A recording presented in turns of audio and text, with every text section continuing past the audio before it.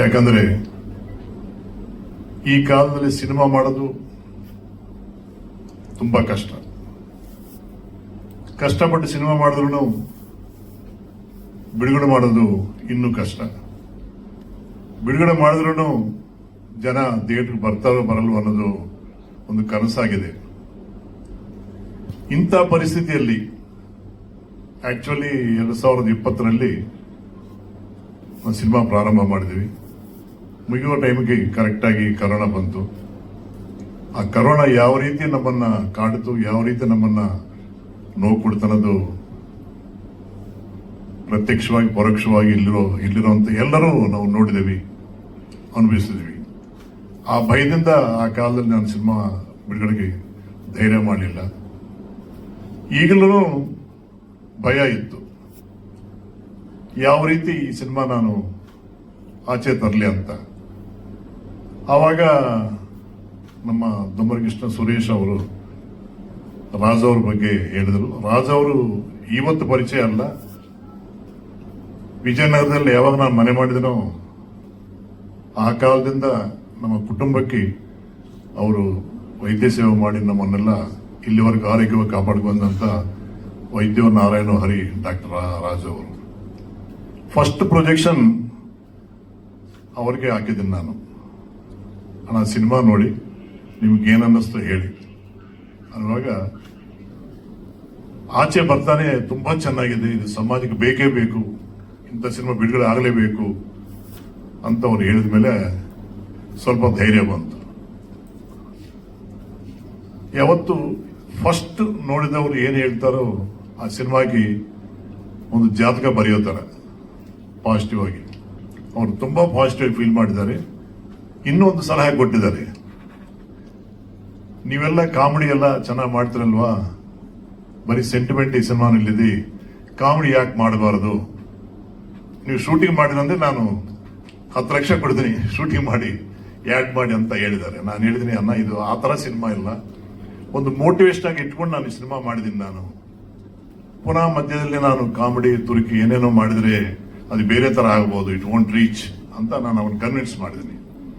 ಅವ್ರು ಹೇಳಿದ್ದಾರೆ, ನೀವು ಧೈರ್ಯವಾಗಿ ಬಿಡುಗಡೆ ಮಾಡಿ, ನಿಮ್ಮಿಂದ ನಾನು ಇದೀನಿ, ನಿಮ್ಗೆ ಯಾವ ರೀತಿ ಸಹಾಯ ಬೇಕೋ ನಾನು ಮಾಡಿದ ಅಂತ ಅವ್ರು ಮಾತು ಕೊಟ್ಟಿದ್ದಾರೆ ನಮ್ಮ ರಾಜು ಅವರು. ಅವರು ಸಿನಿಮಾ ರಂಗಕ್ಕೆ ಸಂಬಂಧಪಟ್ಟವರಲ್ಲ, ಆದ್ರೂ ಕರೋನಾ ಟೈಮ್ನಲ್ಲಿ ಸಿನಿಮಾ ರಂಗಕ್ಕೆ ತುಂಬಾ ಸೇವೆ ಮಾಡಿದ್ದಾರೆ ಥ್ರೂ ದೊಂಬರಕೃಷ್ಣ ಸುರೇಶ್. ಅವರೆಲ್ಲ ಲಿಸ್ಟ್ ಮಾಡಿಕೊಂಡು ಸಿನಿಮಾ ರಂಗದಲ್ಲಿ ಯಾರ್ಯಾರು ಕಷ್ಟದಲ್ಲಿದ್ದಾರೆ, ಯಾವ್ಯಾವ ಡಿಪಾರ್ಟ್ಮೆಂಟ್ ಕಷ್ಟದಲ್ಲಿದ್ದಾರೆ ಅಂತ ಲಿಸ್ಟ್ ಕೊಡೋದು, ರಾಜು ಅವರು ಅವ್ರ ಅಕೌಂಟ್ ತಗೊಳ್ಳೋದು, ಅಕೌಂಟ್ಗೆ ಹಾಕ್ತಾ ಇರೋದೇ ಕೆಲಸ ಮಾಡಿದ್ದಾರೆ ಅಂತವರು ನಮ್ಮ ಡಾಕ್ಟರ್ ರಾಜು ಅವರು. ಸಿನಿಮಾ ರಂಗಕ್ಕೆ ಸಂಬಂಧ ಇಲ್ಲದವರು ಸಿನಿಮಾ ರಂಗಕ್ಕೆ ತುಂಬಾ ಸೇವೆ ಮಾಡಿದಂತವರು ಡಾಕ್ಟರ್ ರಾಜು ಅವರು. ಇನ್ನು ಈ ಚಿತ್ರಕ್ಕೆ ಬರೋದಕ್ಕೆ, ಈಗ ರಿಲೀಸ್ ಮಾಡಕ್ಕೆ ಫಸ್ಟ್ ಸ್ಟೆಪ್ ಅವ್ರು ತಗೊಂಡಿದ್ದಾರೆ. ನೀವು ಮಾಡಿ ನಾವಿದೀವಿ ಬ್ಯಾಕ್ ಗ್ರೌಂಡ್ ಅಂತ ಸಪೋರ್ಟ್ ಮಾಡಿದ್ದು ಅಂತ ಹೇಳಿದ ಮೇಲೆ ಧೈರ್ಯವಾಗಿ ಇವತ್ತಿ ಪ್ರೆಸ್ ಮೀಟ್ ಮಾಡ್ತಾ ಇದ್ದೀನಿ ನಾನು. ಅದರ್ವೈಸ್ ನನಗೆ ಧೈರ್ಯ ಇಲ್ಲ, ಯಾಕಂದ್ರೆ ಜನ ಬರ್ತಾರೋ ಬರಲ್ವೋ ಅಂತ ಭಯ ನನಗಿತ್ತು. ನನ್ನ ಹಿಂದೆ ರಾಜ್ ಅವರು ಇದ್ದಾರೆ, ಏನೇ ಕಷ್ಟ ಬಂದ್ರೆ ನಾನು ಇರ್ತೇನೆ ಅಂತ ಅವ್ರು ಮಾತು ಕೊಟ್ಟಿದ್ದಾರೆ. ಆ ಧೈರ್ಯದಿಂದ ನಾನು ಪಿಕ್ಚರ್ ಸ್ಟಾರ್ಟ್ ಮಾಡಿದ್ದೀನಿ. ಅಷ್ಟೇ ಅಲ್ಲ, ನಮ್ಮ ಆಂಕರ್ ದಿವ್ಯಾ ಆಲೂರ್ ಅವರಿದ್ದಾರೆ, ಇವರೆಲ್ಲ ಇಂಡಸ್ಟ್ರಿಯಲ್ಲಿ ಇದ್ದಾರೆ. ಅವರು ಕರವೇ ಅಧ್ಯಕ್ಷರಾದಂತ ನಾರಾಯಣಗೌಡರನ್ನ ಅವರು ಮೀಟ್ ಮಾಡಿದ್ದಾರೆ. ಮೀಟ್ ಮಾಡಿ ಈ ರೀತಿ ನಮ್ಮ ಅಂಕುಲ್ ಸಾಯಿ ಪ್ರಕಾಶ್ ಅವರು ಈ ತರ ಸಿನಿಮಾ ಮಾಡಿದ್ದಾರೆ, ಡಾಕ್ಟರ್ ರಾಜು ಅವರೆಲ್ಲ ಸಪೋರ್ಟ್ ಮಾಡಿದಂತ ಹೇಳಿದ್ದಾರೆ. ಮೊದಲನೇ ದಿನ ಜನ ಬರ್ತಾರೋ ಬರಲ್ವೋ ಅಂತ ಭಯ ಬಿಟ್ಟಿದ್ದಾರೆ ಏನ ಅಂತ ಅವ್ರು ಹೇಳುವಾಗ ಅವ್ರು ನನ್ನ ಕರ್ಸ್ಕೊಂಡಿದ್ದಾರೆ. ಕರ್ನಾಟಕದಲ್ಲಿರುವಂತ ಕರವೇ ಸದಸ್ಯರೆಲ್ಲರಿಗೂ ನಾನು ಖುದ್ದಾಗಿ ಹೇಳ್ತೀನಿ, ಈ ಸಿನಿಮಾ ನೋಡ್ಲೇಬೇಕು, ಈ ಸಿನಿಮಾನಲ್ಲಿ ವಿಶೇಷ ಇದೆ ಅಂತ ಅವರು ನನಗೆ ಮಾತು ಕೊಟ್ಟಿದ್ದಾರೆ. ಎರಡನೇ ಸ್ಟೆಪ್ ಅಂದ್ರೆ ಓಪನಿಂಗ್ ಡೇ ಒಂದು ಥಿಯೇಟರ್ ಒಂದು 50 ಜನ ಆದ್ರೂ ಕರವೇ ಅವರು ಬಂದು ಸಿನಿಮಾ ನೋಡ್ತಾರೆ. 50 ಜನ ನೋಡಿ ಇನ್ನೊಬ್ಬ 50 ಜನ ಸಿನಿಮಾ ಥಿಯೇಟರ್ ಬರ್ತಾರೆ ಅನ್ನೋದು ಒಂದು ಕಾನ್ಫಿಡೆನ್ಸ್ ಅವ್ರು ಬರ್ತಾ ಇದೆ ಅನ್మాట. That was my second step. ಇನ್ನು ಇದ್ದಾರೆ ನನ್ನ ಜೊತೆಯಲ್ಲಿ ಬೇರೆ ಬೇರೆ ಅವರು, ನಾವಿದ್ವಿ ಧೈರ್ಯವಾಗಿ ಸಿನಿಮಾ ರಿಲೀಸ್ ಮಾಡಿ ಅಂತ ಹೇಳಿದ್ದಾರೆ. ಇವರೆಲ್ಲರ ಸಹಕಾರ ನನಗಿದೆ. ಮುಖ್ಯವಾಗಿ ನಾನು ಯಾವ ದೇವಸ್ಥಾನಕ್ಕೆ ಹೋದ್ರೂ, ಈ ರೈಲ್ವೆ ಸ್ಟೇಷನ್ಗೆ ಹೋದ್ರು, ಬಸ್ ಸ್ಟ್ಯಾಂಡ್ಗೆ ಹೋದ್ರು, ಅಣ್ಣ ನಿಮ್ಮ ಪಿಕ್ಚರ್ಸ್ ನೋಡಿ ನಾವು ಮೇಲೆ ಬಂದಿದ್ವಿ, ಸಿನಿಮಾ ಯಾಕೆ ಮಾಡ್ತಾ ಇಲ್ಲ, ನೀವು ಸಿನಿಮಾ ಯಾಕೆ ಮಾಡ್ತಾ ಇಲ್ಲ ಅಂತ ಕೇಳೋನ ತುಂಬಾ ಜನ ನಾನು ನೋಡಿದ್ದೀನಿ. ನಾನು 7.5 ಕೋಟಿ ಜನದಲ್ಲಿ 1% ನನ್ನ ಹೆಸರಿಗೋಸ್ಕರ ಸಿನಿಮಾ ಬಂದ್ರೂ ಈ ಸಿನಿಮಾ ಸೆಕ್ಸ್ ಅಂತ ನಾನು ನಂಬ್ಕೊಂಡಿದ್ದೀನಿ. ನಾನು ಸಾಯಿ ಪ್ರಕಾಶ್ ಒಂದು ಅಭಿಮಾನ ಇದೆ. ಸಾಯಿ ಪ್ರಕಾಶ್ ಇಷ್ಟಪಡುವಂತ ಜನ ಕರ್ನಾಟಕದಲ್ಲಿದ್ದಾರೆ. ಇಷ್ಟು ವರ್ಷ ಅವರನ್ನು ನಾನು ಸಾಕಿದ್ದಾರೆ. ಅವರ ಅಭಿಮಾನದಿಂದಾನೇ ನಾನು 105 ಚಿತ್ರ ಮಾಡೋಕೆ ಅವಕಾಶ ಸಿಕ್ತು. ಈ 105ನೇ ಚಿತ್ರನೂ ಅಭಿಮಾನ ದೇವತೆಗಳು ಸಕ್ಸಸ್ ಮಾಡ್ತಾರೆ ಅನ್ನೋ ನಂಬಿಕೆಯಿಂದ 3ನೇ ಸ್ಟೆಪ್ ನಾನು ತಗೊಂಡು ಈ ಸಿನಿಮಾ ರಿಲೀಸ್ ಮಾಡ್ತಾ ಇದ್ದೀನಿ. ಇಲ್ಲಾಂದ್ರೆ ಮನೆಯವರು ಹೇಳ್ತಾರೆ ಸಿನಿಮಾ ಮಾಡದೆ ಕಷ್ಟ, ಸಿನಿಮಾ ಮಾಡಿದ್ರಿ, ಸಿನಿಮಾ ಹೆಂಗ್ ರಿಲೀಸ್ ಮಾಡ್ತೀರಿ ನೀವು, ಯಾವುದೇ ಸಕ್ಸಸ್ ಮಾಡ್ತೀರಿ ಅಂತ ಹೇಳಿದೆ ನಾನು. ಇಲ್ಲ, ನಮ್ಮ ಹಿಂದೆ ಶಕ್ತಿ ಇದೆ, ಸಾಯಿ ಶಕ್ತಿ ಇದೆ, ತಪ್ಪದೇ ಸಾಯಿಬಾಬಾ ನಮ್ಮ ಸಿನಿಮಾ ಸಕ್ಸಸ್ ಮಾಡಿಕೊಡ್ತಾರೆ. ಧೈರ್ಯವಾಗಿರಂತ ಮಿಸಸ್ನ ಒಪ್ಪಿಸಿ ಈ ಪಿಕ್ಚರ್ ರಿಲೀಸ್ ಮಾಡಕ್ಕೆ ಇಷ್ಟಪಟ್ಟಿದ್ದೀನಿ. ನಾನು ಮಾಧ್ಯಮದವ್ರನ್ನ ಪತ್ರಿಕೆ ಬಂದು ಕೇಳೋದು ಒಂದೇ, 5 ವರ್ಷ ನಾನು ಸಿನಿಮಾ ಮಾಡಿ ಎಲ್ಲೋ out of sight out of mind ಇರುತ್ತೆ. ನೀವೆಲ್ಲರೂ ಇಷ್ಟು ವರ್ಷ ನನ್ನ ಸಾಕಿದ್ರಿ, ನೀವು ಫ್ರಂಟ್ ಪೇಜ್ ನಲ್ಲಿ ನನ್ನ ನಿಲ್ಲಿಸಿದ್ರಿ. ನೀವು ನಾಗೇಂದ್ರ ಅಂತ ನಾನು ಏನು ಕೇಳಬೇಕಾಗಿಲ್ಲ, ಯಾಕಂದ್ರೆ ಆ ಕಾಲದಿಂದ ಈ ಕಾಲದವರೆಗೂ ಎಲ್ಲ ವಿಷಯದಲ್ಲಿ ನನಗೆ ಸಪೋರ್ಟ್ ಮಾಡಿ ನನ್ನ ಸೋದರಾಗಿ ನನ್ನ ಎದುರಿದ್ದಾರೆ ನಾಗೇಂದ್ರ ಅವರು. ನೀವೆಲ್ಲರೂ ಮಾಧ್ಯಮದವರು ಎಲ್ಲರನ್ನೂ ದಯವಿಟ್ಟು ನನ್ನ ಸಹಕಾರ ಕೊಡಬೇಕು. ಜನ ಮರ್ತೋಗಿರ್ಬೋದು ಸಾಯಿ ಪ್ರಕಾಶ್ ಕಾಂತ್ ಎಲ್ಲ ಸಿನಿಮಾ ಮಾಡ್ತಾ ಇಲ್ಲ ಅಂತ, ಬಟ್ ಈ ಸಿನಿಮಾ ಸೆಪ್ಟೆಂಬರ್ 10 ತಪ್ಪದೇ ನನ್ನನ್ನು ಪ್ರತಿ ಮನೆ ಅವರನ್ನು ಯೋಚನೆ ಮಾಡ್ತಾರೆ. ಸಾಯಿ ಪ್ರಕಾಶ್ ಇನ್ನೂ ಇದ್ದಾರೆ, ಒಳ್ಳೆ ಚಿತ್ರ ಮಾಡಿದ್ದಾರೆ, ಈ ಸಿನಿಮಾ ನಾವು ನೋಡ್ಲೇಬೇಕು, ನೋಡ್ತೀವಿ ಅನ್ನೋ ಆಸೆ ಜನರಲ್ಲಿ ಹುಟ್ಟುತ್ತಂತ ನಾನು ನಂಬಿಕೊಂಡಿದ್ದೀನಿ. ಇದು ನನ್ನ ಜೀವನ ನನಗೂ ಒಂದು ಕಹಿ ಅನುಭವ ಇದೆ. ಕಹಿನೇ ಯಾವತ್ತೂ ನಾವು ಮರಿಬೇಕು, ಸಿಹಿನೇ ನಾವು ತಗೋಬೇಕು ಜೀವನದಲ್ಲಿ. ಅದೇ ರೀತಿ ಸಿಹಿ ಆಸೆ ನನಗಿದೆ, ಈ ಸಿನಿಮಾ ಸಕ್ಸಸ್ ಆಗುತ್ತೆ, ಜನ ನೋಡ್ತಾರಂತ. ರಾಜವರಾಗ್ಬೋದು, ಕರವೇ ನಾರಾಯಣಗೌಡರಾಗ್ಬೋದು, ಇನ್ನೂ ಎಷ್ಟೋ ಕಡೆ ನಾನು ಫೋನ್ ಮಾಡಿದ್ದೀನಿ. ನಾಗೇಂದ್ರ ಒಂದು ಅಡ್ವೈಸ್ ಕೊಟ್ಟಿದ್ದಾರೆ, ಕೇವಲ ಬೆಂಗಳೂರು ಮಾತ್ರ ಪ್ರೆಸ್ ಮೀಟ್ ಬೇಡ, ಮೈಸೂರಿನಲ್ಲಿ ಮಾಡಿ, ಚಿತ್ರದುರ್ಗ ಮಾಡಿ, ಬಳ್ಳಾರಿ ಮಾಡಿ, ಕೊಪ್ಪಳ ಗಂಗಾವತಿ ಮಾಡಿ, ಈಗ ಗುಲ್ಬರ್ಗ ಮಾಡಿ, ಎಲ್ಲ ಕಡೆ ಮಾಡಿದರೆ ಮರ್ತೋಯ್ದಂತ ಸಾಯಿ ಪ್ರಕಾಶ್ ಪುನಃ ಅವರು ಅವಲೋಕನ ಮಾಡಿಕೊಂತಾರೆ. ಸಾಯಿ ಪ್ರಕಾಶ್ ಚಿತ್ರ ಮಾಡಿದ್ದಾರೆ, ಇದಾರೆ ಇಂಡಸ್ಟ್ರಿಯಲ್ಲಿ ಅನ್ನೋದು ಒಂದು ಬರುತ್ತಂತ ನಾಗೇಂದ್ರ ಸಲಹೆ ಕೊಟ್ಟಿದ್ದಾರೆ. ಅದೇ ರೀತಿ ಕರ್ನಾಟಕದಾದ್ಯಂತ ನಾನು ಪ್ರೆಸ್ ಮೀಟ್ ಮಾಡಿ ಒಂದು 45 ದಿನ ನಾನು ಈ ಸಿನಿಮಾಗೆ ಹೋಮ್ವರ್ಕ್ ಮಾಡ್ತೀನಿ. ನಾನು July 1st weak R 2nd weak ಮಳೆ ನೋಡಿಕೊಂಡು, ಈ ಮಳೆಗಾಲ ತುಂಬಾ ಡೇಂಜರ್ ಆಗತ್ತೆ, ಯಾಕಂದ್ರೆ ರಿಲೀಸ್ ದಿನಾನೇ ಮಳೆ ಬಂದ್ರೆ ಜನ ಬರೋದೇ ಕಷ್ಟ ಆಗತ್ತೆ. ಜುಲೈ ಮಳೆ ಕಡಿಮೆ ಆಗತ್ತಂತ ಅನ್ಕೊಂಡಿದ್ದೀನಿ. ಜುಲೈನಲ್ಲಿ ಈ ಸಿನಿಮಾ ರಿಲೀಸ್ ಮಾಡ್ಬೇಕಂತ ನಾನು ಆಸೆ ಪಟ್ಟಿದ್ದೀನಿ. ನಿಮ್ಮೆಲ್ಲರ ಸಹಕಾರ ನಮಗಿರಲಿ. ಈ ಚಿತ್ರದಲ್ಲಿ ಪಾತ್ರ ಮಾಡಿದ ಕಲಾವಿದರಾಗ್ಬೋದು, ಸಾಂಕೇತಿಕ ನಿಪುಣರಾಗ್ಬೋದು, ಯಾರನ್ನು ಏನು ಆಸೆ ಪಡದೆ ನಮ್ಮ ಡೈರೆಕ್ಟ್ ಉಳಿಬೇಕು, ನಿಲ್ಬೇಕು ಅನ್ನೋ ವಿಷಯದಿಂದ ಎಲ್ಲ ಸಹಕಾರ ಕೊಟ್ಟಿದ್ದಾರೆ. ನಮ್ಮ ಕಲಾವಿದರಿಗೆ, ನನ್ನ ಕುಟುಂಬದಲ್ಲಿ ಇರುವಂತ ಎಲ್ಲ ತಾಂತ್ರಿಕ ವರ್ಗದವರಿಗೆ ನಾನು ಹೃದಯಪೂರ್ವಕ ನಮಸ್ಕಾರಕ್ಕೆ ನಾನು ಇಷ್ಟಪಡ್ತೀನಿ. ತುಂಬಾ ಆಸೆ ಇತ್ತು ಈ ತರ ಒಂದು ಸಿನಿಮಾ ಮಾಡಬೇಕು ಅಂತ. ಆ ಕಾಲದಲ್ಲಿ ಕರೋನಾ ಇರೋದ್ರಿಂದ ಅವಾರ್ಡ್ ನಾನು ಅಪ್ಲೈ ಮಾಡಕ್ ಆಗಲಿಲ್ಲ ಆ ಟೈಮ್ನಲ್ಲಿ. ಹಾಗಾಗಿ ನಮ್ಮ ಪೂರ್ವ ಚರಿತ್ರೆ ಅಥವಾ ಪ್ರೆಸೆಂಟ್ ಅಲ್ಲಿ ಇರುವಂತದ್ದು ಯಾವುದು ಅವರ ಕಣ್ಣಿಗೆ ಬೀಳೋದು ಕಷ್ಟ ಆಗಿದೆ. ಇನ್ನು ಚಿತ್ರದ ಬಗ್ಗೆ ನಾನು ಮಾತಾಡೋಕ್ಕೆ ಏನು ಉಳಿಸೇ ಇಲ್ಲ. ಡಾಕ್ಟರ್ ರಾಜು ಅವರು ಬಹಳ ಕೂಲಂಕುಷವಾಗಿ ಎಲ್ಲ ಪಾಯಿಂಟ್ ಅನ್ನು ಇಟ್ಟು ಮಾತಾಡಿದ್ದಾರೆ. ಆಮೇಲೆ ನಿರೂಪಕಿ ಅವರು ಎಲ್ಲವನ್ನೂ ಹೇಳಿದ್ದಾರೆ. ಸಿನಿಮಾ ಉದ್ದೇಶ, ಸಿನಿಮಾ ಯಾತಕ್ಕೋಸ್ಕರ ಮಾಡಿದ್ದಾರೆ, ಯಾತಕ್ಕೆ ತಡ ಆಗಿದೆ, ಎಲ್ಲವನ್ನೂ ತಿಳಿಸಿದ್ದಾರೆ. ನಾನು ಕೂಡ ಪಾತ್ರ ವಹಿಸಿದ್ದೀನಿ. ನಿರ್ದೇಶಕರು ನಮ್ಮ ಆತ್ಮೀಯ ಶ್ರೀ ಸಾಯಿ ಪ್ರಕಾಶ್ ಅವರು ಅವರ ಎಲ್ಲ ಚಿತ್ರದಲ್ಲೂ ಎಲ್ಲಾದ್ರೂ ಒಂದ್ ಕಡೆ ರಮೇಶ್ ಭಟ್ ಇರಬೇಕು ಅನ್ನೋ ಒಂದು ಅಭಿಮಾನ ಇಟ್ಟಿದ್ದಾರೆ. ಅದಕ್ಕೆ ನಾನು ಎಷ್ಟು ಧನ್ಯವಾದ ಹೇಳಿದ್ರು ಕಡಿಮೆ. ಇದರಲ್ಲೂ ಕೂಡ ಒಂದು ಲಾಯರ್ ಪಾತ್ರ ಮಾಡಿದ್ದೀನಿ. ಅವರ ಸಿನಿಮಾಗಿರೋ ಪ್ರೀತಿ 105 ಸಿನಿಮಾ ಮಾಡಿರೋದೇ ಒಂದು ದೊಡ್ಡ ನಿದರ್ಶನ. ಎಲ್ಲರೂ ಮಾಡಕ್ ಆಗಲ್ಲ 105 ಸಿನಿಮಾ. ಅದು ಇತ್ತೀಚೆಗೆ ಈ 10 ವರ್ಷದಲ್ಲಿ ಬಹಳಷ್ಟು ಇಂಡಸ್ಟ್ರಿ ಬದಲಾಗಿದೆ. ಆ ಕಷ್ಟದಲ್ಲೂ ಕೂಡ ಹೋರಾಟ ಮಾಡಿ ಸಿನಿಮಾ ಮಾಡಿದ್ದಾರೆ. ಸಿನಿಮಾ ಬಿಟ್ರೆ ಬೇರೆ ಜಗತ್ತೇ ಇಲ್ಲ. ಸೊ ಆದರೆ ಇವತ್ತು ಒಂದು ಸಿನಿಮಾ ಮಾಡೋದು ಒಂದು ಆತಂಕದ ವಿಷಯ, ರಿಲೀಸ್ ಮಾಡೋದು ಭಯದ ವಿಷಯ. ಸೊ ಇದರ ಮಧ್ಯೆ ಕೂಡ ಇಂಥ ಒಂದು ಒಳ್ಳೆಯ ಒಂದು ಸಮಾಜಮುಖಿ ಸಿನಿಮಾ ಇದು. ಧೈರ್ಯ ಗೆಟ್ಟವರಿಗೆ ಧೈರ್ಯ ಕೊಡುವಂತ ಸಿನಿಮಾ ಇದು. ಬರೀ ಸ್ಪೋರ್ಟ್ಸ್ ಮ್ಯಾನ್ಗಳದ್ದು ಮಾತ್ರ ಒಂದಷ್ಟು ಕ್ಲಿಪ್ಪಿಂಗ್ ಹಾಕಿದ್ದಾರೆ. ಆದರೆ ಚಿತ್ರಕಥೆಯಲ್ಲೂ ಕೂಡ ನೊಂದವರು, ಸಾಯಬೇಕು ಅಂತ ಇದ್ದವರು ಜೀವ ಉಳಿಸ್ಕೊಳ್ಳುವಂತ ಉದಾಹರಣೆಗಳು ತುಂಬಾ ಇದೆ. ಒಂದು ಕೌಟುಂಬಿಕ ಕಥೆನೂ ಇದೆ ಇದರಲ್ಲಿ. ಸಿನಿಮಾ ಅದೇ ಇದೆ ಅಂತ ಇಲ್ಲ, ಕಥೆಯ ಜೊತೆಯಲ್ಲಿ ಸಂದೇಶವನ್ನ ಕೊಡುವಂತ ವಿಷಯಗಳು ಇದರಲ್ಲಿದೆ. ಅಷ್ಟೇ ಅಲ್ಲ, ಎಲ್ಲ ನುರಿತ ಕಲಾವಿದರ ದಂಡೇ ಇದೆ ಇದರಲ್ಲಿ. ಈ ಪೋಸ್ಟಲ್ಲೇ ಸುಮಾರು ಜನ ಇದ್ದಾರೆ. ಸೊ ಅದೊಂದು ದೊಡ್ಡ ಮನಸ್ಸು ನಿರ್ದೇಶಕರಿಗೆ. ನಮ್ಮ ಎಲ್ಲ ಕಲಾವಿದರು ಎಲ್ಲ ಸಿನಿಮಾದಲ್ಲೂ ಇರಬೇಕು ಅಂತ ಆಸೆ ಪಡ್ತಾರೆ. ಆ ಥರ ಮನೋಭಾವ ಇರುವಂತ ನಿರ್ದೇಶಕರು ಬಹಳ ಕಮ್ಮಿ, ಬಹಳ ವಿರಳ. ಈ ಪ್ರಾಜೆಕ್ಟ್ ಅಲ್ಲಿ ಇದ್ದವರು ಮುಂದಿನ ಪ್ರಾಜೆಕ್ಟ್ ಅಲ್ಲಿ ಇರಲ್ಲ, ಅದ್ರ ಪ್ರಾಜೆಕ್ಟ್ ಅಲ್ಲಿ ಇನ್ಯಾರೋ ಇರ್ತಾರೆ. ಸೊ ಈಚೆಗಂತೂ ಒಂದು ಪ್ಯಾನ್ ಇಂಡಿಯಾ ಅಂತ ಶುರುವಾಗಿ ಇಲ್ಲಿಯ ನಾಯಕರು ಮಾತ್ರ ಇರ್ತಾರೆ. ನಾಯಕಿ, ಪೋಷಕ ನಟರು, ಖಳನಟರು ಎಲ್ಲ ಎಲ್ಲೆಲ್ಲಿಂದಾನೂ ಬರ್ತಿದ್ದಾರೆ. ಅವರು ಕಲಾವಿದರೇ. ಅಂದ್ರೆ ನಾನು ಯಾತಕ್ಕೆ ಹೇಳ್ತಾ ಇದ್ದೀನಿ ಅಂದ್ರೆ, ನಮ್ಮ ನಿರ್ದೇಶಕರು ನಮ್ಮ ಕಲಾವಿದರನ್ನೇ ಬಳಸಿ ಬಳಸಿ ಬಳಸಿ ಸಿನಿಮಾ ಮಾಡಿದ್ದಾರೆ.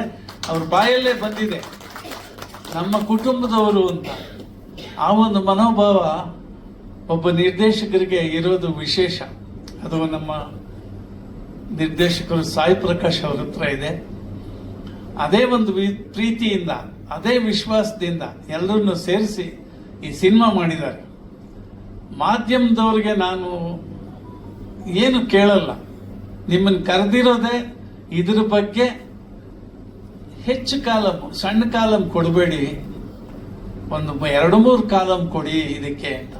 ಯಾಕೆಂದ್ರೆ ಒಂದು ನಾಯಕರ ಒಂದು ಫಸ್ಟ್ ಲುಕ್ ಅಂದ್ರೆ ಅರ್ಧ ಪೇಜ್ ಇರುತ್ತೆ. ಇಂಥ ಒಂದು ಒಳ್ಳೆ ಸಿನಿಮಾಕ್ಕೆ ಮಿನಿಮಮ್ 3 ಕಾಲಂ ಕೊಡಿ ಅಂತ ನನ್ನ ರಿಕ್ವೆಸ್ಟ್. ಯಾಕೆಂದ್ರೆ ಒಂದು ಒಳ್ಳೆಯ ಉದ್ದೇಶಕ್ಕೆ ಸಿನಿಮಾ ಮಾಡಿರುವಂತಹದ್ದು. ರಾಜು ಅವರು ಹೇಳಿದ್ರು, ನಿರ್ದೇಶಕರು ಹೇಳಿದ್ರು, ಇದರಲ್ಲಿ ಹಣ ತೆಗಿಬೇಕು ಅಂತ ಸಿನಿಮಾ ಮಾಡೇ ಇಲ್ಲ, ಇದು ಜನರಿಗೆ ತಲುಪಬೇಕು ಅನ್ನೋದೇ ದೊಡ್ಡ ಉದ್ದೇಶ.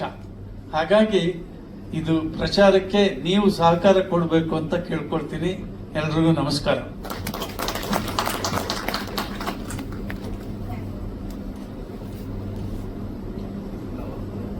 Thank you so much sir. ಶ್ರೀಯುತ ಶಿವಕುಮಾರ್ ಅವರು ಮಾತನಾಡಬೇಕು.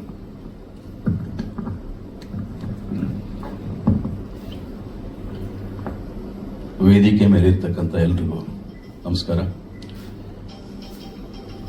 ಹಾಗೂ ಪ್ರಿಂಟ್ ಮೀಡಿಯಾ ಮಾಧ್ಯಮ ಮಿತ್ರರು, ಸೋಷಿಯಲ್ ಮೀಡಿಯಾ ಮಿತ್ರರು ಎಲ್ರಿಗೂ ನನ್ನ ನಮಸ್ಕಾರ. ನಾನು ಹೆಚ್ಚು ಕಡಿಮೆ 38-35 ವರ್ಷದಿಂದ ಪಂ ಸಾಯಿ ಪ್ರಕಾಶ್ ಅವರ 2ನೇ ಚಿತ್ರ ಅಂದ್ಕೊಂಡಿದ್ದೀನಿ, ಮುತ್ತಿನಂಥ ಮನುಷ್ಯ.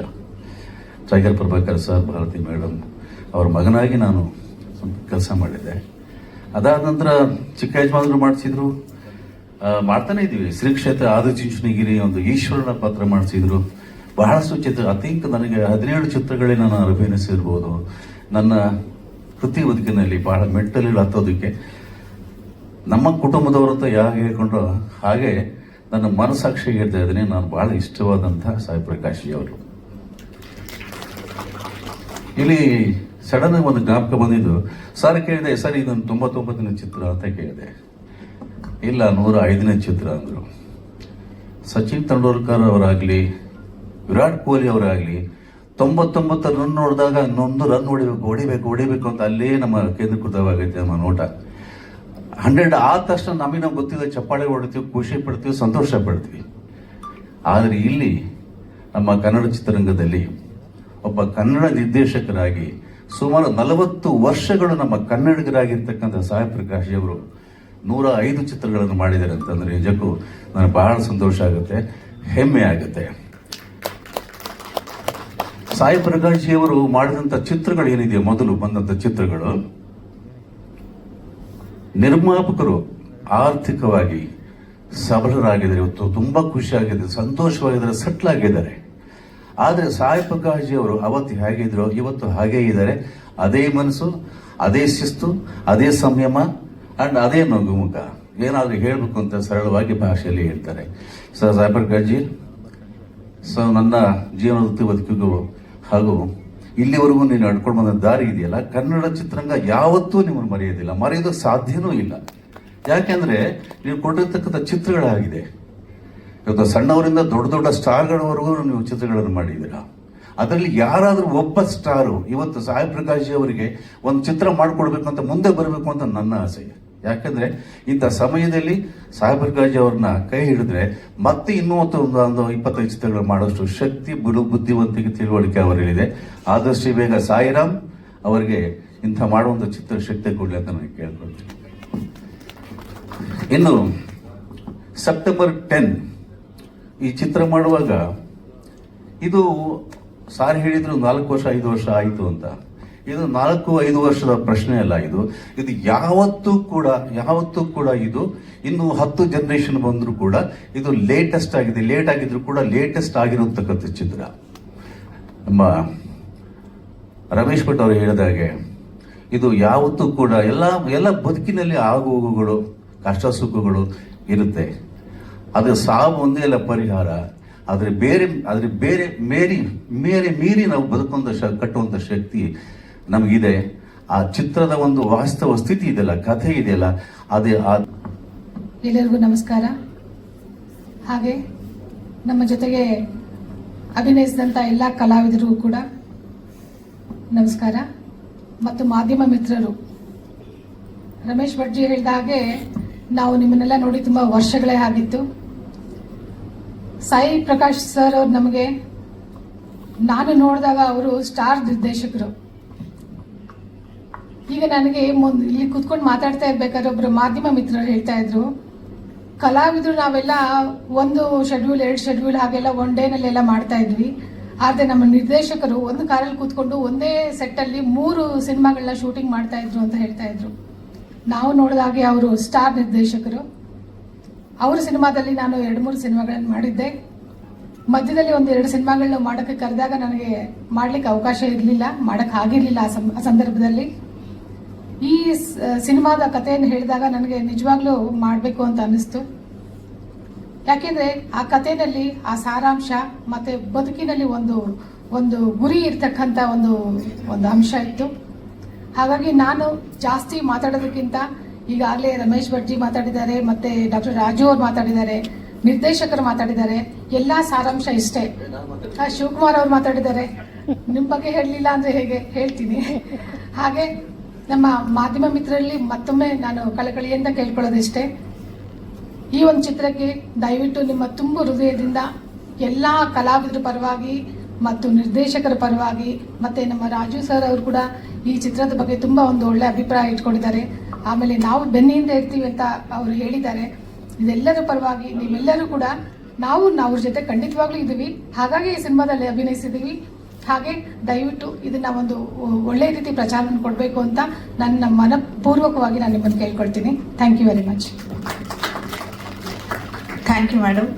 ವೇದಿಕೆಯಲ್ಲಿರ್ತಕ್ಕಂತಹ ಹಿರಿಯ ಇವತ್ತಿನ ಕಾರ್ಯಕ್ರಮದ ಒಂದು ರೀತಿಯ ಅಧ್ಯಕ್ಷತೆ ಹಾಗೂ ಈ ಟೀಸರ್ ರಿಲೀಸ್ ಮಾಡಿದಂತಹ ಡಾಕ್ಟರ್ ರಾಜೂರ್ ಅವರಿಗೆ ನಮಸ್ಕರಿಸ್ತಾ, ಅದರೊಂದಿಗೆ ಎಲ್ಲ ಕಲಾವಿದರ ಪ್ರತಿನಿಧಿಯಾಗಿ ರಮೇಶ್ ಭಟ್ ಅವರು ಎಲ್ಲ ವಿಚಾರಗಳನ್ನ ಚಿತ್ರದ ಬಗ್ಗೆ, ಸಾಯಿ ಪ್ರಕಾಶ್ ಅವ್ರ ಬಗ್ಗೆ ಮಾತಾಡ್ಬಿಟ್ಟಿದ್ದಾರೆ. ಆದರೆ ನಾವು ಪ್ರತ್ಯೇಕವಾಗಿ ನಮ್ಮ ಒಂದು ಏನು ಅವರಿಂದ ನಮಗೆ ಅನುಕೂಲ ಆಗಿದೆ ಅದಕ್ಕೆ ಕೃತಜ್ಞತೆಗಳನ್ನ ಸೂಸುವ ಒಂದು ಅವಕಾಶ ನಮಗೆ ಈ ರೀತಿ ವೇದಿಕೆಯಲ್ಲಿ ಸಿಗುತ್ತೆ. ಬಹುಶಃ ಅವ್ರ ಜೊತೆ ನಾನು ಹಲವಾರು ಚಿತ್ರಗಳಲ್ಲಿ ಪಾತ್ರಗಳನ್ನು ಮಾಡಿರೋದಕ್ಕಿಂತ ಹೆಚ್ಚಾಗಿ ಅವರ ಪ್ರಾರಂಭದ ದಿವಸಗಳಿಂದ ಅವರೊಂದಿಗೆ ನಾನು ಅವರ ಚಿತ್ರಗಳಲ್ಲಿ ಕಂಠದಾನವನ್ನ ಮಾಡುವಂತಹ ವಿಶೇಷವಾದ ಪಾತ್ರಗಳಿಗೆ ನಾನು ಧ್ವನಿ ನೀಡುವಂತಹ ಸ್ವತಃ ಅವ್ರದೇ ಪಾತ್ರಕ್ಕೂ ನಾನು ಒಂದೆರಡು ಮೂರು ಬಾರಿ ಸಾಯಿ ಪ್ರಕಾಶ್ ಅವರಿಗೆ ಧ್ವನಿಯನ್ನ ನೀಡುವಂತಹ ಅವಕಾಶವನ್ನು ಮಾಡಿಕೊಟ್ಟಿರತಕ್ಕಂತಹ ನಮ್ಮೆಲ್ಲ ಕಲಾವಿದರ ಪಾಲಿಗೆ ಅವರೊಂಥರ ಒಂದು ಕಲ್ಪವೃಕ್ಷ ಅಂತ ಹೇಳಿದ್ರೆ ತಪ್ಪಾಗಲಾರದು. ಸಾಯಿ ಪ್ರಕಾಶ್ ಅವರಿಗೆ ವಿಶೇಷವಾಗಿ ವಂದನೆಗಳನ್ನ ನೀಡ್ತಾ, ಆತ್ಮಹತ್ಯೆ ಸಮಸ್ಯೆಗಳಿಗೆ ಪರಿಹಾರ ಅಲ್ಲ. ನಿಜಕ್ಕೂ ನಮ್ಮ ದೊಂಬರಕೃಷ್ಣ ಸುರೇಶ್ ಅವರ ಬಗ್ಗೆ ಇಲ್ಲಿ ಒಂದು ಮಾತು ಬಂತು. ಕರೋನಾ ಸಂದರ್ಭದಲ್ಲಿ ನಾನು ಚಲನಚಿತ್ರ ಕಾರ್ಮಿಕರ ಒಕ್ಕೂಟದ ಪ್ರಧಾನ ಕಾರ್ಯದರ್ಶಿಯಾಗಿ ಆ ಜವಾಬ್ದಾರಿಯನ್ನು ನಿರ್ವಹಿಸ್ತಾ ಇದ್ದಾಗ ನಮ್ಮ ಕಾರ್ಮಿಕರು, ನಮ್ಮ ಪೋಷಕ ಕಲಾವಿದರು ಎಷ್ಟು ಕಷ್ಟಪಡ್ತಿದ್ರು. 1 ಕೆಜಿ ಅಕ್ಕಿಗೂ ತೊಂದರೆ ಅನ್ನುವಂತಹ ಸಂದರ್ಭದಲ್ಲಿ ಹುಡುಕಿ ಸಹಾಯ ಮಾಡಿ, ಬಹುಶಃ ಅವತ್ತೇ ಈ ಟೈಟ್ಲಿಗೆ ಸರಿಯಾಗಿ ಕೆಲವೊಬ್ರು ಏನಾದರೂ ಆತ್ಮಹತ್ಯೆ ಮಾಡಿಕೊಳ್ಳುವಂತ ಪರಿಸ್ಥಿತಿಲಿ ಇದ್ರೆ ಅದನ್ನ ನಿವಾರಣೆ ಮಾಡಿದಂತ ಒಂದು ನಿಜಕ್ಕೂ ಕೀರ್ತಿ ನಮ್ಮ ಡಾಕ್ಟರ್ ರಾಜು ಅವರಿಗೆ ಸಂದಾಯ ಆಗತ್ತೆ ಅಂದ್ರೂ ತಪ್ಪಿಲ್ಲ. ತುಂಬಾ ಜನಗಳಿಗೆ ಅವರು ಸಹಾಯ ಮಾಡಿ ಅವತ್ತು ಒಂದು ಆ ಜೀವನವನ್ನ ನಡೆಸ್ಕೊಂಡು ಹೋಗೋದಕ್ಕೆ, ಹತಾಶದ ಆಗದೆ ಇರೋದಕ್ಕೆ ಅವರು ಅನುಕೂಲ ಮಾಡಿಕೊಟ್ರು. ಅದಕ್ಕಾಗಿ ವಿಶೇಷವಾದ ಧನ್ಯವಾದಗಳು. ಎಲ್ಲ ಸಾಯಿ ಪ್ರಕಾಶ್ ಅವರ ಚಿತ್ರಗಳು ಇಡೀ ಕುಟುಂಬ ಕೂತ್ಕೊಂಡು ನೋಡುವಂಥ ಚಿತ್ರಗಳೇ. ಅದರಲ್ಲಿ ಮನರಂಜನೆ, ಭಾವನೆಗಳು, ಎಮೋಷನ್ಸು, ಸೆಂಟಿಮೆಂಟ್ಸು ಎಲ್ಲ ಇರುತ್ತೆ. ವಿಶೇಷವಾದ ಒಂದು ಸಂದೇಶನೂ ಇರುತ್ತೆ. ಆ ಎಲ್ಲದಕ್ಕಿಂತ ಹೆಚ್ಚಾಗಿ ಈ ಚಿತ್ರದಲ್ಲಿ ಆತ್ಮಹತ್ಯೆ ಸಮಸ್ಯೆಗಳಿಗೆ ಪರಿಹಾರ ಅಲ್ಲ ಅನ್ನೋ ಒಂದು ಸಂದೇಶವನ್ನು ಕೊಡೋದ್ರ ಮುಖಾಂತರ ಇನ್ನು ಮುಂದೆ ಡಾಕ್ಟರ್ ರಾಜು ಅವರು ಹೇಳಿದ ಹಾಗೆ ಈ ಚಿತ್ರದಿಂದ ಆತ್ಮಹತ್ಯೆ ಮಾಡ್ಕೊಳ್ಳೋ ನಿರ್ಧಾರ ತಗೊಂಡ್ರವರು ಕೂಡ ಅದನ್ನ ಬೇಡ ಅಂತ ತೀರ್ಮಾನ ಮಾಡಿ ಬದುಕುವಾಗ ಆಗ್ಲಿ ಅಂತ ನಾವೆಲ್ಲರೂ ಆಶಿಸ್ಬೇಕಾಗತ್ತೆ. ರೀಸೆಂಟ್ ಆಗಿ ನಮ್ಮ ನಿರೂಪಕಿ ಅವರು ಹೇಳ್ದಂಗೆ ಒಂದು 6-7 ವರ್ಷದ ಮಗು ಅಮ್ಮ ನಾನ್ ಚಾಕ್ಲೇಟ್ ಕದ್ದಿಲ್ಲಮ್ಮ ಅಂತ ಬರ್ದಿಟ್ಟು ಅದು ಆತ್ಮಹತ್ಯೆ ಮಾಡ್ಕೊಂಡಿದೆ ಅಂದ್ರೆ ಅದನ್ನ ನೆನೆಸ್ಕೊಂಡಾಗೆಲ್ಲ ಒಂಥರ ಕಣ್ಣಲ್ಲಿ ನೀರು ಬರುತ್ತೆ. ಆ ಮಗುಗೆ ಬಹುಶಃ ಈ ಆತ್ಮಹತ್ಯೆ ಬಗ್ಗೆ ಕೇಳಿಲ್ಲ, ಆತ್ಮಹತ್ಯೆ ಬಗ್ಗೆ ಏನೂ ಗೊತ್ತಿಲ್ಲ ಅನ್ನೋ ಹಾಗಿದ್ದಿದ್ರೆ ಆ ಪ್ರಯತ್ನ ಮಾಡ್ತಾನೆ ಇರಲಿಲ್ಲ. ಆ 6-7 ವರ್ಷದ ಮಗುಗೆ ಆತ್ಮಹತ್ಯೆ ಅನ್ನೋ ಕಾನ್ಸೆಪ್ಟಿನ ಪರಿಚಯ ಆಗಿದೆ ಅಂದ್ರೆ ಅದೆಷ್ಟು ಆತ್ಮಹತ್ಯೆ ಬಗ್ಗೆ ಒಂಥರ ನಮ್ಮಗಳ ಮಧ್ಯೆ ನಾವು ಮಾತಾಡ್ತೀವಿ, ಅದು ಮಕ್ಕಳ ಮನಸ್ಸಿಗೂ ಹೋಗುತ್ತೆ. ಸೊ ನಾನು ಕದ್ದಿಲ್ಲ, ನಾನು ಕದ್ದಿದ್ದೀನಿ ಅಂತ ನನಗೊಂದು ಕೆಟ್ಟ ಒಂದು ಟೈಟಲ್ ಬಂತು, ನನಗೆ ಹಣೆ ಪಟ್ಟಿ ನಾನು ಕಟ್ಕೊಳ್ಬೇಕಾಯ್ತು, ಇದರಿಂದ ನಾನು ವಿಮುಕ್ತಿ ಅಂದ್ರೆ ಸಾವು ಅನ್ನೋದು ಅದಕ್ಕೆ ಕಲ್ಪನೆಯಲ್ಲಿ ಬಂದಿದೆ ಅಂದ್ರೆ ಇದೆಷ್ಟು ದೊಡ್ಡ ಪಿಡುಗಿದು. ಇದು ನಿವಾರಣೆ ಆಗಬೇಕು. ಚಿತ್ರವನ್ನು ಎಲ್ಲರೂ ನೋಡಬೇಕು. ನಾರಾಯಣ್ ಗೌಡ್ರು ಅಭಯ ಕೊಟ್ಟಿದ್ದಾರೆ. ನಮ್ಮೆಲ್ಲ ಸದಸ್ಯರಿಗೆ ಚಿತ್ರವನ್ನು ನೋಡೋದಕ್ಕೆ ನಾನು ಆದೇಶವನ್ನು ನೀಡ್ತೀನಿ ಅಂತ. ಈಗ ಬೇಕಾದಂತಹ ಡಾಕ್ಟರ್ ಆದವರು ಫಸ್ಟ್ ಕೊಡೋದೇ ಆಕ್ಸಿಜನ್, ಬದುಕುಳಿಯೋದಕ್ಕೆ ಬೇಕಾದಂತಹ ಆಕ್ಸಿಜನ್. ಆ ಆಕ್ಸಿಜನ್ ಡಾಕ್ಟರ್ ರಾಜು ಅವರು ಪೂರೈಸ್ತಾ ಇದ್ದಾರೆ. ಹಾಗಾಗಿ ನಮ್ಮ ಚಿತ್ರೋದ್ಯಮದ ವಿಶೇಷವಾದ ಒಬ್ಬ ನಿರ್ದೇಶಕ ಸಾಯಿ ಪ್ರಕಾಶ್ ಅವರು. ಬಹುಶಃ ರಮೇಶ್ ಭಟ್ ಅವರು ಒಪ್ಕೋತಾರ ಮಾತನ್ನ. ನಮ್ಮಲ್ಲಿರೋ ಎಷ್ಟೋ ಜನಪ್ರಿಯ ಕಲಾವಿದರು ಆ ಮಟ್ಟಕ್ಕೆ ಜನಪ್ರಿಯತೆ ಪಡ್ಕೊಂಡಿದ್ರೆ ಈ ಒಂದು 35 ವರ್ಷಗಳ ಸಾಯಿ ಪ್ರಕಾಶ್ ಅವರ ಜರ್ನಿಯಲ್ಲಿ, ಅವರ ಚಿತ್ರಗಳಲ್ಲಿ ಅವರು ಈ ನಟರಿಗೆ ಮೇಲಿಂದ ಮೇಲೆ ಅವಕಾಶ ಕೊಟ್ಟು ಒಳ್ಳೊಳ್ಳೆ ಪಾತ್ರಗಳನ್ನು ಕೊಟ್ಟು ಅವರೆಲ್ಲ ಇವತ್ತು ಭದ್ರವಾದ ಸ್ಥಾನ ಪಡ್ಕೊಂಡಿದ್ದಾರೆ ಅಂದ್ರೆ ಅದಕ್ಕೆ ಕಾರಣಕರ್ತರು ಸಾಯಿ ಪ್ರಕಾಶ್ ಅವರು. ಹಾಗಾಗಿ ಅಂಥ ಒಬ್ಬ ನಿರ್ದೇಶಕ, ಇಡೀ ಚಿತ್ರೋದ್ಯಮಕ್ಕೆ oxygen Sai Prakash as a director. ಪ್ರೊಡ್ಯೂಸರ್ನ ಯಾವತ್ತೂ ತೊಂದರೆಗೆ ಸಿಕ್ಕಾಕೊಳ್ದೇ ಇರೋ ತರ ಮಾಡಿ, ಕಲಾವಿದರನ್ನ ಬೆಳೆಸ್ತಾ, ಇಡೀ ಸಮಾಜಕ್ಕೆ ಒಳ್ಳೆಯ ಮೆಸೇಜ್ ಅನ್ನ ಕೊಡ್ತಾ, ಈ ಎಲ್ಲ ಜವಾಬ್ದಾರಿಗಳನ್ನ ಪೂರೈಸಿ ಒಂದು ಸಕ್ಸಸ್ಫುಲ್ ನಿರ್ದೇಶಕರಾಗಿ 105 ಇನ್ನು ಮುಂದೆ ಇನ್ನೂ ಸಾಕಷ್ಟು ಚಿತ್ರಗಳನ್ನ ಮಾಡುವಂತಹ ಅವಕಾಶ ಭಗವಂತ ಸಾಯಿಬಾಬಾ ಅವರು ಕೊಡಬೇಕು ಅಂತ ಕೇಳ್ಕೊಳ್ತಾ, ಮತ್ತೊಮ್ಮೆ ಮಾಧ್ಯಮದವರಿಗೆ ವಂದಿಸ್ತಾ, ರಮೇಶ್ ಭಟ್, ನಮ್ಮ ಶಿವಕುಮಾರ್ ಹೇಳಿದ ಹಾಗೆ ಇದಕ್ಕೊಂದು ವಿಶೇಷವಾದ ಒಂದು ಹೆಚ್ಚಿನ ಒಂದು ನೀವು ಪಬ್ಲಿಸಿಟಿನ ಕೊಟ್ಟು, ಒತ್ತನ್ನ ಕೊಟ್ಟು, ಇಂಪಾರ್ಟೆನ್ಸ್ ಅನ್ನು ಕೊಟ್ಟು ಈ ಚಿತ್ರ ಯಶಸ್ವಿ ಆಗೋ ಹಾಗೆ ಮಾಡಿ, ಈ ಮೆಸೇಜ್ ಜನಗಳಿಗೆ ತಲುಪಬೇಕು. ಸಾಯಿ ಪ್ರಕಾಶ್ ಅವರು ಅವರ ಬ್ಯಾನರ್ ಅಲ್ಲಿ ಇನ್ನೊಂದಷ್ಟು ಚಿತ್ರಗಳನ್ನು ಮಾಡೋದಕ್ಕೆ ಆರ್ಥಿಕವಾಗಿ ಅವರಿಗೆ ಸದೃಢತೆ ಬರಬೇಕು. ಅದಕ್ಕೆ ನೀವು ಅವಕಾಶ ಮಾಡಿಕೊಡಿ ಅಂತ ಕೇಳ್ಕೊಳ್ತಾ ನನ್ನ ಮಾತು ಮುಗಿಸ್ತೇನೆ. ನಮಸ್ಕಾರ. ಫ್ಯಾಮಿಲಿ ಡೈರೆಕ್ಟ್ ನಿಜವಾಗ್ಲೂ ಇವತ್ತು ನಮಗೆ ಥಿಯೇಟ್ರಿಗೆ ಜನ ಬರ್ತಾ ಇಲ್ಲ ಅಂತ ಹೇಳಿದ್ರೆ 5 ವರ್ಷದಿಂದ ನಾವು ಸಿನಿಮಾ ಮಾಡಿಲ್ಲ. ಅದು ನಮಗೆ ಭಾಳ ದುಃಖ ತೋರಿಸ್ತದೆ. ಯಾಕೆಂದರೆ ಫ್ಯಾಮಿಲಿ ಯಾವುದೇ ಒಂದು ವಿಷಯ ತೊಗೊಂಡ್ರು ಕೂಡ ವಾರಕ್ಕೊಂದ್ಸಾರಿ ಆದ್ರೂ ಆಚೆ ಕಡೆ ಹೋಗ್ಬೇಕು, ಮಕ್ಳನ್ನ ಕರ್ಕೊಂಡೋಗಿ ತಿಂಡಿ ತಿನ್ನಿಸ್ಕೊಂಡು ಒಂದು ಸಿನಿಮಾ ನೋಡ್ಕೊಂಡು ಬರ್ಬೇಕು ಅಂತ ಕೇಳ್ತಾ ಇರ್ತಾರೆ. ಯಾರಾದರೂ ಪಕ್ಕದ ಮನೆಯವರು ಸಿನಿಮಾ ವಿಷಯ ಕೇಳಿದಾಗ ಇಂಥ ಸಿನಿಮಾ ತುಂಬ ಚೆನ್ನಾಗಿದ್ದಾರೆ, ಫ್ಯಾಮಿಲಿ ಸೆಂಟಿಮೆಂಟ್, ಸಿನಿಮಾ ನೋಡ್ರಿ ಅಂತ ಹೇಳಿರ್ತಾರೆ. ಆ ಥರ ನಮ್ಮ ಡೈರೆಕ್ಟ್ರು. ನಾನು ಸುಮಾರು ಅವರ 105 ಸಿನಿಮಾದಲ್ಲಿ ಅತಿ ಹೆಚ್ಚು ಅವ್ರ ಜೊತೆ ಸಿನಿಮಾ ಮಾಡಿದ್ದೀನಿ. ಭಾಳ ಅದ್ಭುತವಾಗಿರುತ್ತೆ.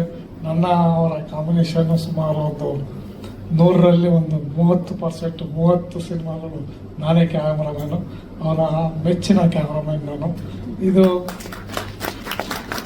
ಸೆಪ್ಟೆಂಬರ್ 10th, ಇದು ಕೂಡ ಒಂದು ಫ್ಯಾಮಿಲಿ ಸಿನಿಮಾ ಆಗುತ್ತೆ. ನಿಜವಾಗಲೂ ಎಲ್ಲ ಫ್ಯಾಮಿಲಿ ಕೂಡ ಇದನ್ನು ನೋಡಿ ಎಲ್ಲ ಮನೆಗೂ ಮಾತಾಡಿ ಹೇಳ್ತಾರೆ, ಸೆಪ್ಟೆಂಬರ್ 10 ನೋಡ್ರಿ ಚೆನ್ನಾಗಿರುತ್ತೆ ಅಂತೇಳಿ.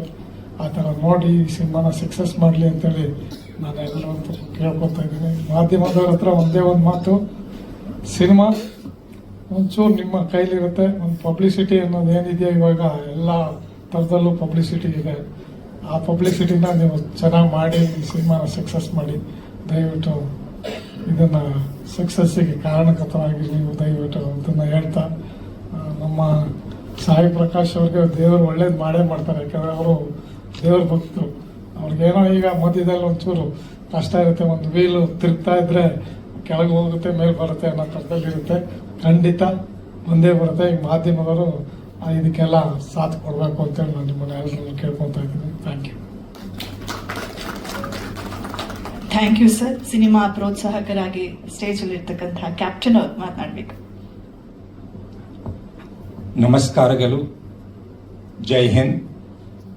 I am indeed thankful and grateful for all the dignitaries and the dais, and of course my dear media and the audience. When I approached Sri Sai Prakash Garu to realize my dream of making a film on suicide prevention, he has immediately accepted. I am grateful to you, sir. Thank you so much for converting my dream into reality.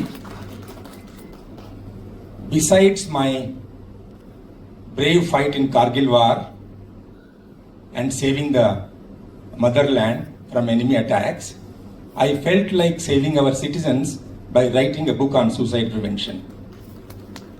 I wrote that book, which was released by the ex-Chief Minister of Telangana. My book deals with two important aspects of as to why people commit suicide, and most importantly as to what we should do to prevent the suicides.